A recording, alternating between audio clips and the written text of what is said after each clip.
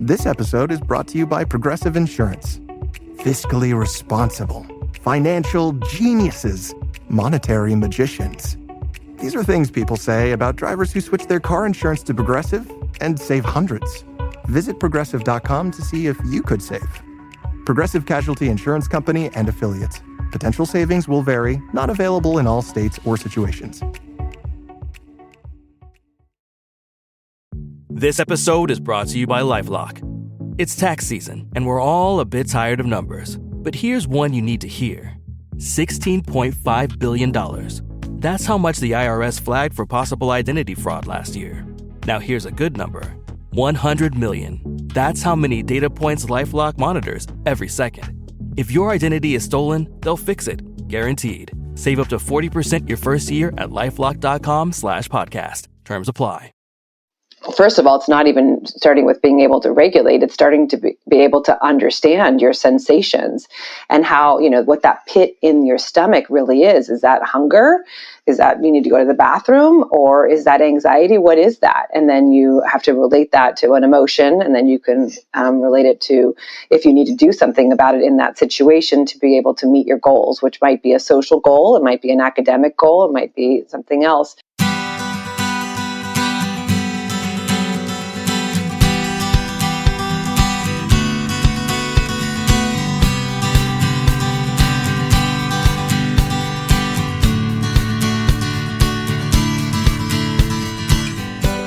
Welcome to the Parent Footprint Podcast with Dr. Dan. I'm Dr. Dan, your host, and let me tell you about our mission at Parent Footprint. It is to make the world a more loving and compassionate place, one parent and one child at a time. We believe the key to raising happy, healthy, and engaged kids is for us parents to seek the same in our own lives: happiness, health, and engagement. We believe that awareness is the foundation for your vision of successful parenting, and with increased awareness and intention, we can be purposeful about leaving a healthy footprint on our children. Today's show is Make Social and Emotional Learning Stick, and I'm excited to reintroduce you to my friend and colleague, Elizabeth Sautter. Elizabeth is a speech and language pathologist, author, blogger, and presenter specializing in social and emotional learning for preschoolers to adults and their families for over 25 years. She's the founder of Make Social Learning Stick, which provides consultation, training, and resources to help children, teens, and families build skills, practice tools for social, emotional, and executive functioning skills. She's also the co-owner of Communication Works, which provides speech therapy to schools in California. She's completed a mentorship and internship with Michelle Garcia Winner, Stephanie Madrigal, and Pam Crook, and has co-authored 2 popular books with Whole Body Listening called Whole Body Listening Larry at Home and Whole Body Listening Larry at School. She's also the author of Make Social Learning Stick, and today we're talking about her new and improved second edition called Make Social and Emotional Learning Stick. She's also a Zones of Regulation collaborative trainer. She has 2 teenage sons, a sister and a cousin, all with additional needs related to social communication, self-regulation, and executive functioning challenges which make her work not just work, it's her life endeavor. Elizabeth, welcome back to the show. Thank you so much, Dan. It's great to be here. So I was looking back, I actually couldn't believe this. I was looking back at our first show, and it was episode number 6 in 2016, and I can't believe it's been 4 years. I know, it's insane, right? Time flies, and Yes. And so, okay, so I guess the first thing I was thinking about, knowing all the work that you've been doing, and you and I share our personal life challenges and journeys and adventures as well. What have you learned in the last 4 years since we talked? What's changed? What new awarenesses have you had? Yeah, a lot has happened in my past 4 or 5 years. The main one is that my older son has been diagnosed with ADHD, learning disabilities, and anxiety, I think probably right around the time that we spoke. Mm-hmm. And And so that's just been a journey in itself with figuring out his strengths and areas of challenges and getting him the support that he needs and helping him advocate and all of that fun stuff. Over the past few years, my younger son has actually unfolded into, he's shown more challenges with emotional regulation. He always ran a little bit anxious, but we were so focused on my older son that I didn't even really realize how complex it was. And so there's been some testing and realization, and that's unfolded into some pretty intense anxiety and also some discrepancy with verbal and nonverbal language and IQ. And so we're just sort of working on that. And but for me professionally, I have, from all of this, I've had to do a ton of work on myself, and self-care has been first and foremost. And so I've been doing a lot of mindfulness, not only for myself, but for my clients and my family. And I have put a lot of my work and experiences into an online course, Make It Stick Parenting, with another school psychologist. Well, not another, I'm a speech pathologist, but she's another therapist, and she's a school psychologist, Dr. Rebecca Brandstetter. So we put our work into an online course and community. So I've been focusing a lot on supporting other parents going through similar things. And then along the way, I realized that my book needed to be updated, and I had more ideas for some cards. And so I have the cards actually were something that I've been working on for a few years now. And I thought, I should make a guidebook for the cards. And then I said, no, the book needs to really be updated. So there's new cards and a new book and a course and 2 kids with complex needs. And yes, bring it on. Bring it on. And you've, prior to COVID, were traveling all over the place giving talks on top of it. Yeah, so I present a lot on Make Social and Emotional Learning Stick, and I'm a Zones of Regulation collaborative trainer, so I do that as well. So it's been a journey, a lot of fun. Yeah, and it is. Gosh, it's like what comes first, like our drive to do this work, or our kids driving us to do this work, and usually it seems like there's this intersection that seems to happen, and our own challenges and struggles along the way, and learning from our kids just only enhances the work that we do with our communities. 100%. I grew up with a sister who's developmentally delayed. So and she's 2 years older than I am. So I have that reference as, always knowing that I wanted to help others. I had OT equipment in my basement and, sat in a lot of waiting rooms. And so I wanted to be either a teacher or a nurse helping others. And then I learned about the field of speech and language pathology. And so I'm like, that's it. And then I learned about autism. And I'm like, that's fascinating. My sister's not autistic, but she's definitely very delayed. And so I had that reference, and so I had that, understanding as supporting parents when I started my work. But then when I had my own kids with challenges, it was a whole nother level of, whoa, this is so much more intense than, we even really can imagine for what parents are navigating. And so I say a lot of times, like, I live it and I feel like I need to give it. And so even though it can be overwhelming, it's sort of therapeutic to connect with other parents that are struggling in these ways as well. And also just to see things in different ways, have a mindset of building on strengths and loving our children for who they are and what is, it's like, it is what it is. And they're great. And my kids are going to be amazing. They just need to get through this thing called school and this thing called adolescence and teenagers. Exactly. And don't you feel so much more effective with your clients delivering the same skills than you do with your kids? Like, don't you need that feedback? Well, I mean, it is more effective because my kids don't. So that's why I hire other people to work with my kids. And so I feel sort of sorry sometimes for the people. It's actually either it's a good fit, or sometimes I've had some therapists that are like, okay, this isn't going to work, lady. Like, you're too much. But like, if we can collaborate together and I can share, hey, this is a great resource. Can you show it to my son? Totally. And they're like, oh, yeah, that's wonderful. And this is what I'm doing. What do you think? And we can go back and forth. And some are like, lady, you're too much. I'm moving on, which I get it. So the first book, Make Social Learning Stick, it's now the new book, this latest and greatest edition. And everyone, first of all, I want to let you know that we'll talk at the end of the show where you can learn more about Elizabeth, her online training, and all of her resources because they're wonderful. I know firsthand. I was privileged to be one of the reviewers of this new edition, and it is awesome. And I was wanting you to tell everyone you added emotional to this book. It's not just make social learning stick; it's social and emotional. Tell us about that addition, that transformation in the expanse of the work. So realistically, it's the title that I changed because the book had emotional, intelligence and I added a lot of mindfulness activities because that's what I've been trained on since I started the first edition. But honestly, if I could put in the title, make emotional, executive function, pragmatic language, all of it learning stick, I would. But obviously you can't put too much in a title. But I really felt like the emotional piece was so important because social and emotional learning go hand in hand.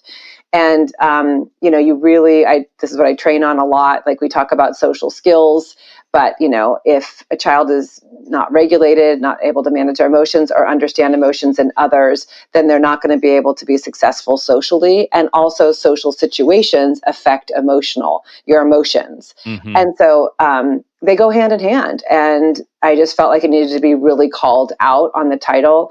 And, I think it's the most important thing to be focusing on, especially right now with all of the uncertainty in the world and anxiety that's happening. And it just has to be called out. So that's what I did. Well, and I think so for people listening, when they think of speech and language pathologists, I mean, most people think of, articulation. They work with articulation, they work with receptive language issues, and they work with expressive language issues. And then for some that also are aware that speech and language paths also work with social pragmatics related to spectrum and other related issues. But you go far beyond. I mean, so with zones of regulation, there's self-regulation, there's executive functioning, there's mindfulness. So for people listening as they go to seek resources, how much would you say that your model does fit the typical speech pathologist practitioner versus that you and your center has expanded the model? Yeah, so I think that what you said is that, it's typical that speech and language pathologists are under the umbrella. We work with pragmatic language, which is just kind of the rules of language, which is like the code switching, taking turns, all the different intonation and all the different things, gestures, all that have to do with, the skills involved. There's so much more, though. There's the perspective taking, which is the thinking of others, stepping into somebody's shoes, realizing that they have different beliefs, different experiences than yours. And there's the joint attention. There's the receptive and expressive language that you said. However, the emotional piece of it is so important because if you are dysregulated as an individual, a child, whomever, you're not able to then think clearly and be able to understand what's happening around you and even take in the different nuances that are happening in milliseconds with people and situations to be able to execute on those skills. And so that is where the foundational, the bottom-up approach to social emotional learning is what I talk about. Is it starts with being able to regulate. First of all, it's not even starting with being able to regulate. It's starting to be able to understand your sensations and how, what that pit in your stomach really is. Is that hunger? Is that you need to go to the bathroom? Or is that anxiety? What is that? And then you have to relate that to an emotion. And then you can relate it to if you need to do something about it in that situation to be able to meet your goals, which might be a social goal. It might be an academic goal. It might be something else. But there's that bottom-up approach. And so, you mentioned our center. We used to have a center in Oakland, California, a multidisciplinary center where we had OTs, executive function coaches, speech therapists, and we ran a ton of social groups.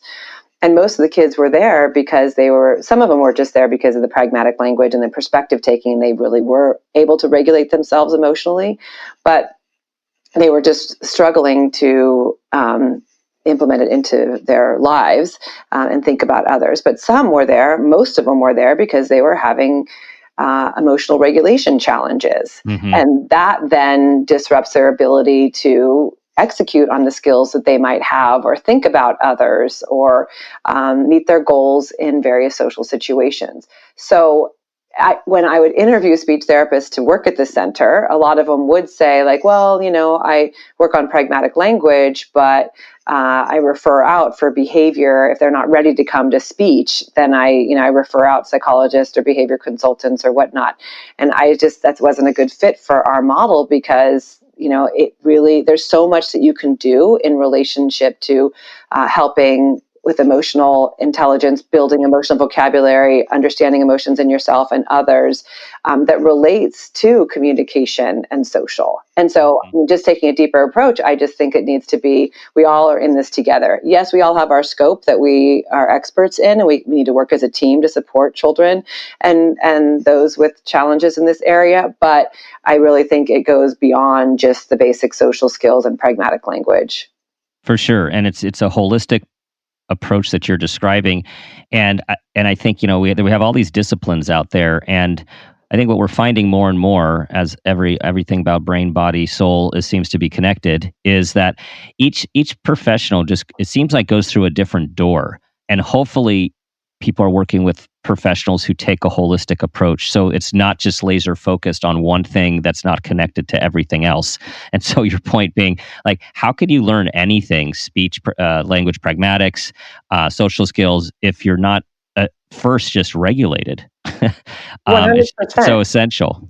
Yeah. And also too, when you have lagging skills with, speech and language, social, whatever it might be, then it affects your ability to communicate and interact. And you're going to have then probably maladaptive behaviors in these situations, because you're going to get your needs met in ways that are not expected or comfortable for yourself or others. And that's what we talk about a lot in the field. I worked at a school for children with behavioral challenges, and our model there was behavior is communication.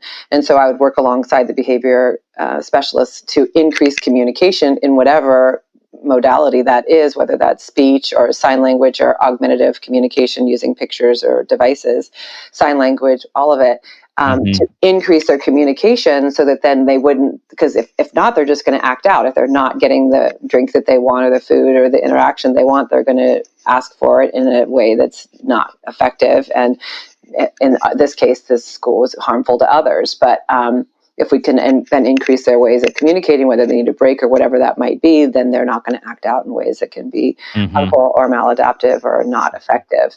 So again, it's holistic is 100% accurate. And our models, or our philosophy, as we've talked about a lot, are completely aligned in terms of parents being aware, being intentional about their parenting. And so this dovetails nicely with your WISE model. So tell us about the WISE model. Yeah, I love how you talk about purposeful parenting. And so what we came up with in our online course and community that I've developed with Dr. Rebecca Brandstetter is a model called the WISE model. And what we were doing for about a year and a half, we were kind of going through all of the different research-based, evidence-based, practical activities that we've been using, not only with our clients and in the field, but with our own children. She has 2 younger daughters and I have 2 teenage boys. And just sort of looking at everything and realizing that there are 10 universal brain-based strategies that can help with executive functioning, with social and emotional learning. And we put them together into a bottom-up approach, and starting with the parent needing to take care of yourself. And in order to explain that, we also added in what we call the WISE model, which stands for wisdom, knowing what's going on with your child, where they might be having lagging skills or strengths or areas of challenges. And we have in that module, we talk, strengths-based approach, but we, identify where their child might be struggling.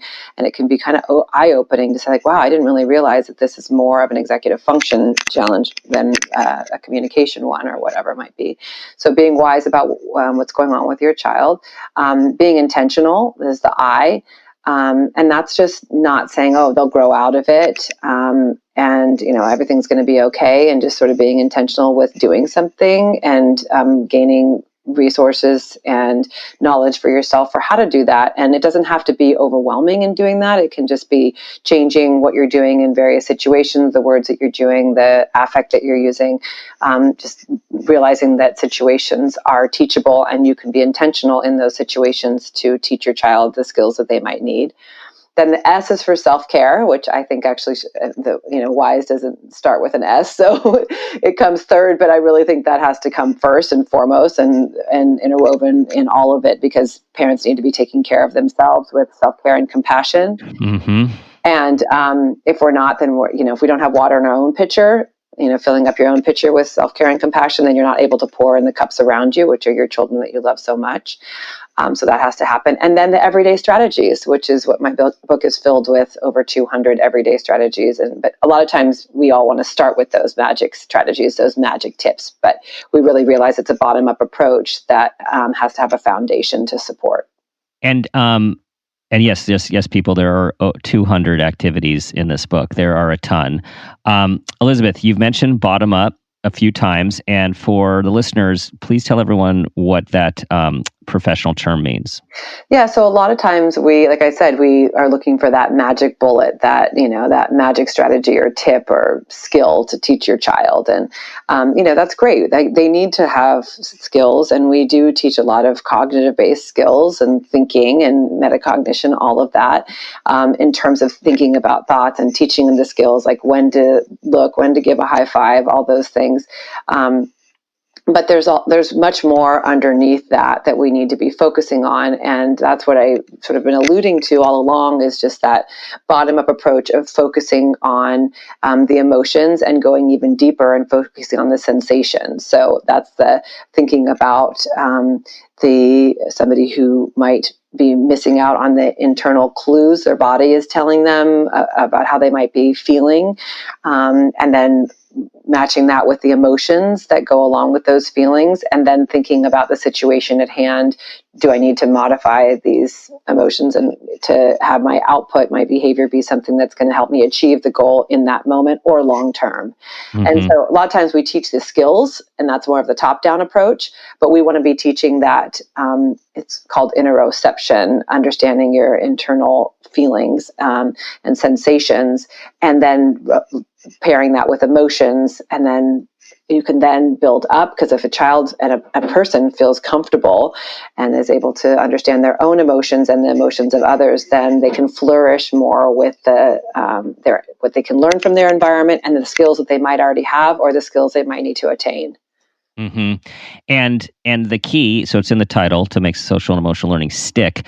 The key is, like, how do we make this thing stick? And whether it's any kind of learning, we're wanting our kids to internalize. And we know because of kids' different processing challenges, it's sometimes hard to encode these messages, these behaviors, and make them stick. So how do people make these learnings, these lessons, these behaviors, this awareness stick?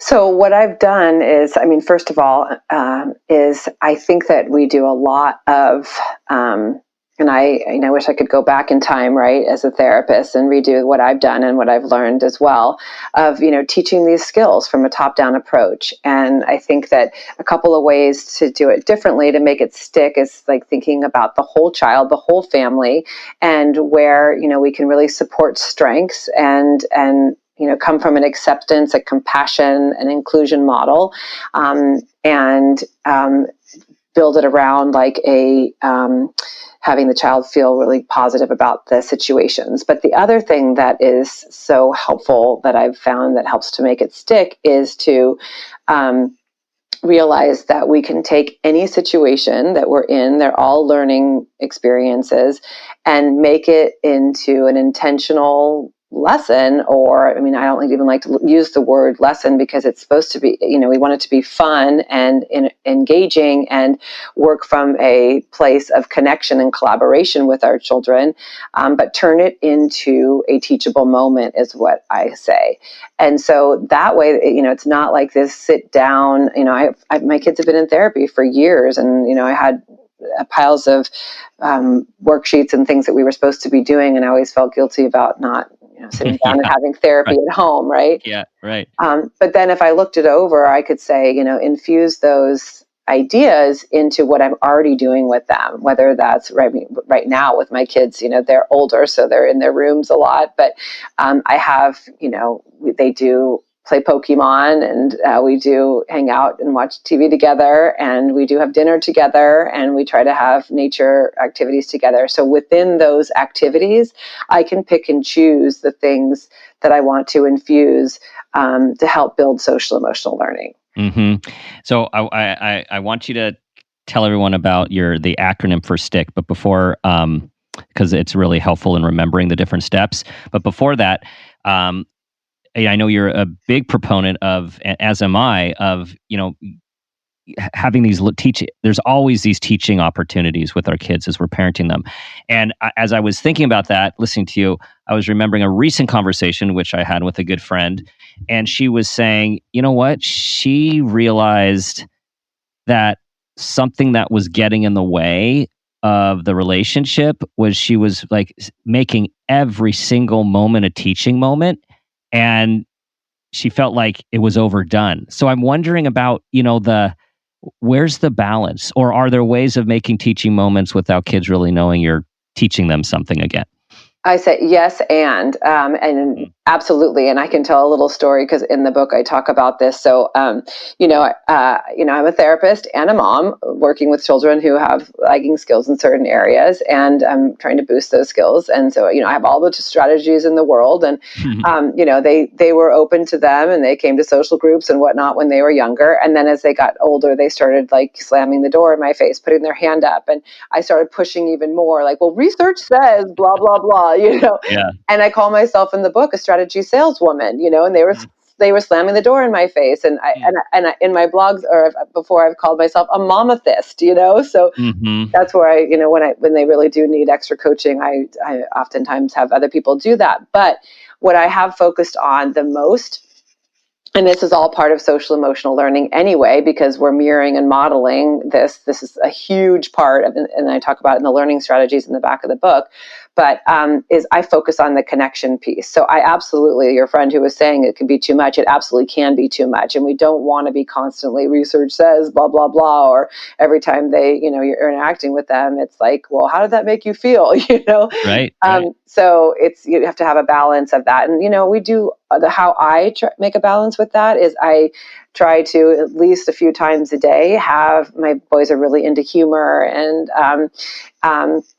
and just like little, like my older son really likes physical interaction. So we have this handshake that we do, and we play like kick open side to side. You know what that is? Like where you're holding hands and it's like this a silly little dance that we do. Yep. And just silly things like that can make the other things that you're doing not feel so, they're just more receptive and open to it. And I mean, what I'm talking about here is just like, they're not like sit down, even if sometimes our family meetings, our kids have been resistant to family meetings, but we can, even just say, when we're sitting at the dinner table, just say like, I will model it and just say like, oh, I had this really crazy thing happen today, which is my low, and then I can say, but, I also had this happen. Can you believe that? And then, and I can just ask, how is everybody else's day? So I'm modeling the highs and the lows without them even knowing.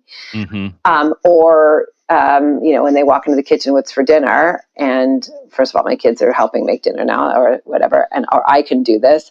I can walk into the kitchen and I can say like, I smell tomato sauce, and I smell, well, it must be spaghetti for dinner, as opposed to, just answering what's for dinner and saying, oh, spaghetti and meatballs. You can help them engage their prefrontal cortex, look around, make those guesses about what they see and smell, because that's also what's happening in social is they're looking around and they're observing and building awareness with attention. That's why the mindfulness is so important, to make these inferences and guesses in milliseconds in social situations. Well, and what you're saying, it's all about parents again being intentional, aware and intentional. And so someone comes in, what are we having? Spaghetti and meatballs, or intentional, which does not really seem like they're not really going to know necessarily it's a teaching moment when you're just like, I don't know. What do you smell? Exactly. Or, and it's a way of us, again, being aware. And this does go to your stick model. So tell people about, because seeing is number one, and we have to be able to see what's going on. Yeah, for sure. Thank you for rephrasing that, because that's exactly what I'm saying. Instead of a child walking in and asking what's for dinner, you can say, let's make a guess. What do you smell? What do you see? I mean, that can also feel like too much of a lesson, but you can do it in a way that's fun too, or model it yourself, and then they can follow along. So yeah, so I when I do parent and teacher trainings, I often talk about making it stick, and I talk a lot about social, and so it's making social learning stick. And so the acronym is, the S is to see, so that's the awareness piece, is to look around, to make this, and we want to have that situational awareness, to just bring that mindful attention to what's going on around them. That's a huge piece of it. And so in my book, I also talk about, not just jumping into situations. Sometimes you can even just go, especially right now, we can't interact with people as fluidly as we want to. So you can go to a park, or you can go to a situation and just look and observe what's going on. So that's the seeing piece, is observation. And then the T is the thinking. So that's soaking it in and thinking about what's the same or different in this situation than other situations, and just, taking the time to absorb it and process about what's going on. And then the interpret, that's the piece of understanding what the hidden rules, the things that we take for granted, in one museum, it might be you can touch the things, whereas exploratorium, you can touch and feel and whatever, whereas other places, you're going to have the security people come over and to just interpret all of the hidden nuanced rules in various situations, and what people are thinking and what the objects are, all those things that go into how you're going to interact. And then the C is then take the C, the think, that what you've interpreted, and then you can connect with the people in the situations and collaborate and communicate in the skills that you have. And then the K is the know piece, which is letting that sink in and put it into your working memory and your long-term memory to be able to use it again. You could reflect, how did that go? And then maybe revise if it didn't go the way that you wanted it to. So it's just a nice way to put together all the things. It's very complex. And it is really complex, and it takes practice, but it's a really nice model for parents to think about, how can they help their kids? What are the steps in terms of their kid goes to a museum and just runs up, right, and touches something. It's okay, how do we back this thing up? Mm-hmm. How do we see? How do we look around? What do we think's going on here, right? How can we interpret this situation? How do we want to connect and interact with the environment? And then what do we now, know about this situation? It just takes over and over and over. And obviously through your experience, it does eventually stick. Yeah.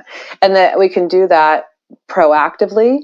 So you can do it beforehand, which is really helpful. Mm-hmm. We talk a lot about that in the book. It's called priming, or I also can call it briefing, like attorneys would do before they go into a court case, to set your child up for success. And these are the things that this is another piece of it, that it being intentional, when you're driving somewhere and you didn't tell your child that you're stopping to run an errand and they were hoping to get, that ice cream, in the next, the stop was going to be the ice cream place, and you have to pick up, milk or dry cleaning or whatever. That's maybe why they're flipping out, is because they weren't expecting that. But that's where you can prime them for what's happening next and stuff. So we definitely want to prime them ahead of time. But then you can also use the stick model afterwards to do a debriefing, or what we call a social autopsy, or what did you see? What did you think? How did you interpret that? Maybe it's different how they interpreted versus you, and you can really spend a lot of time there. And you can also really figure out where they might be struggling with this. And a word I use also is front loading. It's same thing as the briefing. This also impacts, in a positive way, kids that experience anxiety. And we know a lot of these kids that have regulation issues, either primarily anxious or secondarily anxious because of some of the other challenges they experience. So anxiety is really common for our neurodiverse kids, and prepping ahead of time can be really helpful. So what do you see with anxiety in your work? I see a lot of it. And it's actually really interesting in my work, particularly because I do a lot of the perspective taking piece. And so it's really important to know where that anxiety is stemming from, which is, I refer to you, Dan, for that and for the testing and the deeper dive. But once you can figure out where it's coming from, then you can support, because sometimes it's the lagging skills where they might need more expressive and receptive or social understanding of various situations to feel more comfortable in those situations. But you also have to be careful, because if you give too much of the perspective taking end of it, then they can become hyper aware of the thoughts of others and get more anxious if it's, genuine. Like, because I have worked with kids with selective mutism, and I had a kid actually who came to me who was they thought it was Asperger's back when it was called Asperger's. And it was actually selective mutism. And I did that differential diagnosis, and then it was a whole different path of supporting her. So it's just important to figure out where it's stemming from and then go from there. And I will just give one more example of my son. So my younger son, I mentioned he has some anxiety, and looked a lot like, Mom, can you ask for me? Can you order for me, Mom? I don't want to talk to that person, and whatever else. And, I would always kind of coach him to, help him so I wouldn't be his crutch. I mean, we want to scaffold and support our children without, with anxiety, with the different ladders. We want to be able to not have them avoid situations either. But, when he was working with his therapist, they wanted to do a little bit more testing. And I was like, yeah, let's do it. Go ahead. And it turns out that I mentioned he has this discrepancy between verbal and nonverbal. And so he has quite a bit of word finding issues. So now we're focusing on trying to find a speech therapist that focuses on support with word finding, because I think that's probably really hard for him to have that discrepancy, because he knows what it should look like, but he can't come up with the words and the language to get his, needs and wants met, which then exacerbates the anxiety. So it's really important to, again, figure out what's going on and then support in that area. And you can, with the pragmatic, my point is with the pragmatic language, and not pragmatic language as much as perspective taking, you got to be careful in not talking too much about how other people have thoughts about you and comfortable and uncomfortable feelings, because that can be overwhelming for when there's lagging skills. Well, and this is an example, like some of our kids, the lagging skills are pretty obvious, even if we don't necessarily know the cause, like it's kind of in our face. And then there's these other kids that are really higher functioning, and they're compensating, and they might be a little anxious. They might, every once in a while, you're wondering, why they're getting so emotional. Everything seems to be going great. And so what can you tell us about these high functioning kids who have some of these underlying lagging skills that could use support, and how do we recognize that? Well, that's my son, like we were talking about. And so in that particular situation, in those particular situations, I think it's just really important to, see what's going on the tip of the iceberg, which, for a lot of it, it's either shut down. In our course, we call that turtling, where they, they go into their turtle a little bit. Or it can be more like, overt big behaviors and, the porcupine, what we call them. That's why we have the WISE model, because we all have to be wise owls. I wish I could put on my wise hat that I can show you with my wise owl. And then sort of figuring out so you see that on the outside, right? And that's the tip of the iceberg, the model, the iceberg theory. And then you get curious with compassion, leaning in and figuring out what's going on underneath that waterline. And that's where, I have found, even, being a mammothist and being, doing a lot of observation in my assessments, I still find that it's great to go deeper and get an assessment either with the schools or with a private practitioner to find out what's going on, and then you can work from there. And you also want to do this because you want to be focusing on a strengths-based approach. And so, my son has a ton of strengths, and so we want to totally. We've got this YouTube channel now where he's teaching people how to play Minecraft here and there, and he's awesome. editing out his brother swearing, all kinds of fun things. And so I found a therapist who's going to do some word finding, language-based approach project through his projects, which is Minecraft. And he's going to be thrilled. So instead of just like honing in, who wants to be talking about all the things that they're bad at? That's just going to exacerbate the anxiety. So we want to be careful about that too. And so I just say, lean in, get curious, see what's going on the outside. I was just talking to a mom yesterday.